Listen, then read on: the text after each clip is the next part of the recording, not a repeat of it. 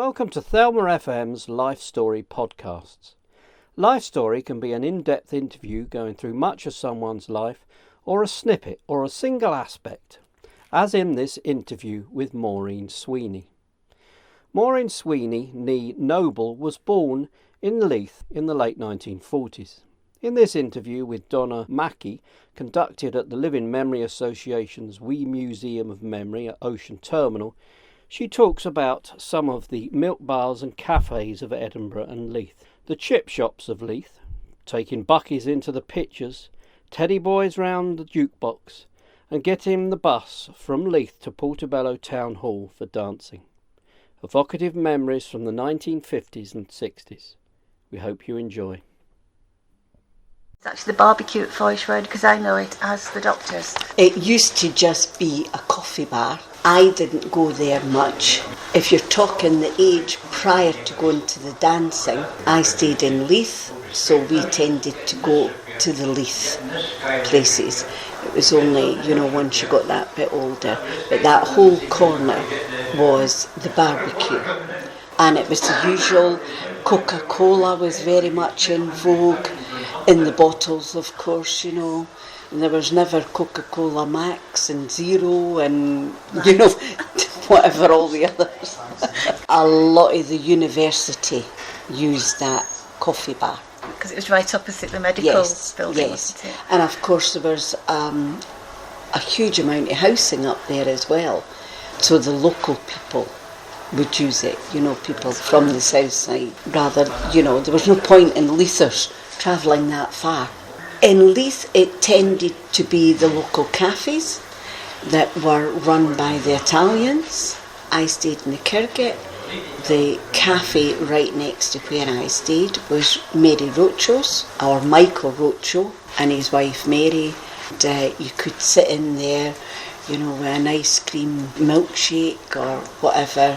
Mary was very good at moving you on if you overstayed your welcome. If it wasn't there, we used to go down to Tobith Wine. There was another cafe down there. They had a jukebox, so that was more appealing.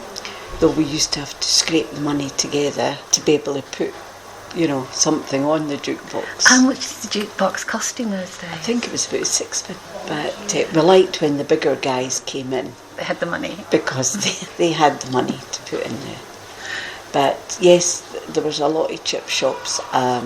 Albert's chip shop at the top of the Kirkgate. My first memories, they had a huge jukebox right in the front. My memory used to be coming from the cinema with my mum, and we would go in for our bag of chips on the way home, and the jukebox, you could never see the actual jukebox because it would be surrounded by the teddy boys all leaning, and I was fascinated with their suits and the colours. And I suppose when you think it now, to me they looked old, but they must have only been guys about 15, 16, But I just thought this was so cool. Drain pipes, what they used to call the brothel creepers, their DA haircut, because the back was cut in. Like a duck's bottom. That's exactly it, a duck's what. So every wee bit community had their local cafe or whatever, or chip shop. Another chip shop was in Great Junction Street. We liked there because they had the slide-in booths that could take maybe 5 of you on one side, 5 on the other, so you could all squeeze in together. You had to, because there was usually a queue up the middle waiting for the fish suppers. But they had a wee jukebox. They were the first one to have a wee jukebox on the wall, which was quite a modern one. If I went up to town, my mum and I went up the town every Saturday, and it was a milk bar in Chanwick Place, right where the Rutland Hotel is. The next wee corner that kind of goes in, is it a ski and do that's in the corner? One that juts out above the Rat Pack bar was the milk, and I remember that being they had these stools that you climbed up on that swivelled round.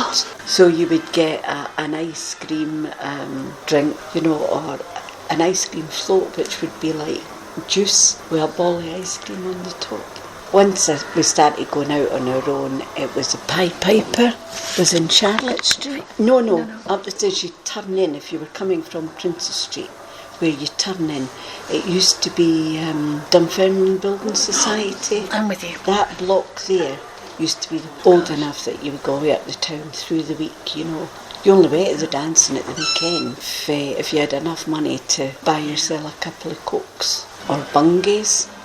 That used to be at Parliament Square in the High Street. To go down, now was it Flesh Market Close? Yeah, down there. Because that used to be a police station there, down there. And again, you know, you would nurse a Coca-Cola all night just to be sitting. That was an older crowd that used to go about there. My mum wasn't keen on me going there, but that used to, I suppose, just to feel you were growing up.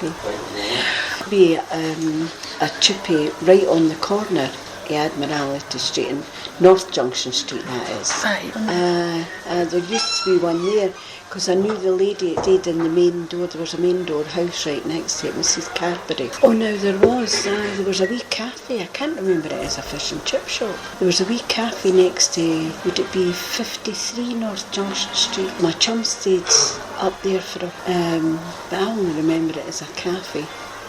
That was the one. The Crowlas, they had, you know, 2 or 3 cafes. Angelo Santos was right on Portland Street. Go to school at 20. Angelo Santos went to DK with me. Right. Oh, they had the best fish and chip. They were there for a long time, right on Portland Place. I don't know what's there now, if it's still a chippy or Pasites. They had a chip shop. They were more at the Leith, foot of the walk, Junction Street. There used to be one right in the corner of Bangor Road, because when you went swimming, you would come out and you would have enough money for a bag of chips. That was usually if we were going to the cinema. Yeah. We'd go in and get the broken biscuits. Or a bag of buckies. Seafood. Then to the fish shop just before going to the Saturday morning club. Pick out the bit at the front and come out with it all stuck on your face like beauty spots, you know.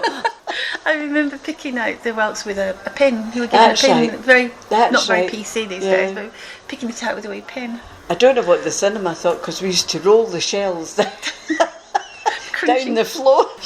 The smell must have been great. Up Leith Walk we had the Capitol in Manderson Street. At the very foot of the walk we had the Palace. Along at Junction Bridge we had the State. So in the 50s that was the main 3 cinemas in Leith. And of course the film changed. It changed twice a week. You would have Monday, Tuesday, Wednesday, and then Thursday, Friday, Saturday. So you could literally be at them 6 days a week. They go in at the start of a film.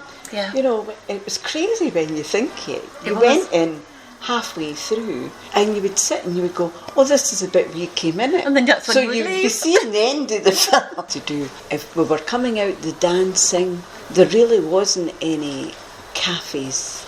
You know, by the time you came out the dancing up the town, it would be the case of, you know, heading home. There used to be a cinema in Princess Street, the JC. It would be in South Charlotte Street and Castle Street. Was it a bit further along? No, I'd need to go along and try and place it, but it would be the tiny wee one. Used to show a lot of French films and all this carry on. When I was going about with my husband, it was either going home and standing in a cold stare to say goodnight, or we would go into the JC, because it used to be open, you know, I don't know if it was open all night. It was certainly open till like 1 o'clock or whatever in the morning. There used to be a cafe next door to that, but you thought, right, well, they would usually close about midnight, whereas you knew if you went in there and spent your money. The International Club, now that was in Princess Street, right where now is it Waterson's, and that was the International, and that was Jimmy Rocho that owned that. His mother had the cafe in the Kirgate, and Jimmy opened the International. That used to be quite popular, and we knew Jimmy. Jimmy was a friend of my uncle's, so often or not we would go up and ask for Jimmy and we would get in. Tended to be a bit older again, but you know, I suppose at 15 you were working. Absolutely. You know, you were going to the dancing at 15. Yeah. People say, so what age were you then? You think, well, I was 15, but, you know, you were working. We used to go down to Portobello where, you know, the main area of Portobello where the police station is in the town hall. Yes. Well, the town hall used to run dancing on a Saturday night. Always great groups. Groups then, you didn't dance to, you know. And they used to have a lot of guest groups. And DeMarco's Cafe used to be on the opposite side. So we used to go down there, because there wasn't any drink in the cafe, in the dancing. We'd go down, and you didn't drink anyway. You would go down and go into DeMarco's. And you could also go there and get hot peas and vinegar. And you would get a saucer filled with the hot peas and vinegar for sixpence.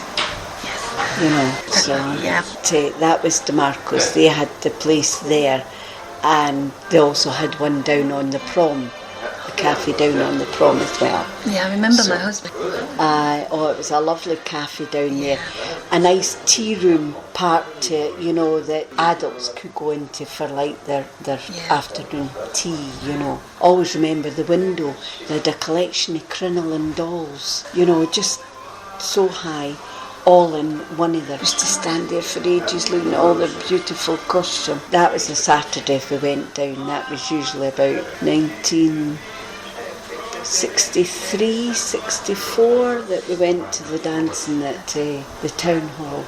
And they used to run buses down to Berwick-on-Tweed, Eyemouth, you know, to bands down there. So that usually was a late night. They tended to do that when it was maybe a Monday holiday, that they would let you, they would run, or that my mum would let me go to see the different groups. I think there was Haggerson Castle, the caravan site. Yes. So they used to get a lot of named groups, as you know, why they would run the buses from the Portobello Town Hall. If you've enjoyed this podcast, we have others. Just pop along to our website, www.livingmemory.org.uk, and follow the link on our homepage. You can also learn more about our work or trawl through our photo archive. We have over 3,500 photos for you to look at. Check us out on Facebook under Living Memory Association, or for podcasts, Thelma FM. We also have a Twitter account. Thank you very much for listening, and enjoy our other content.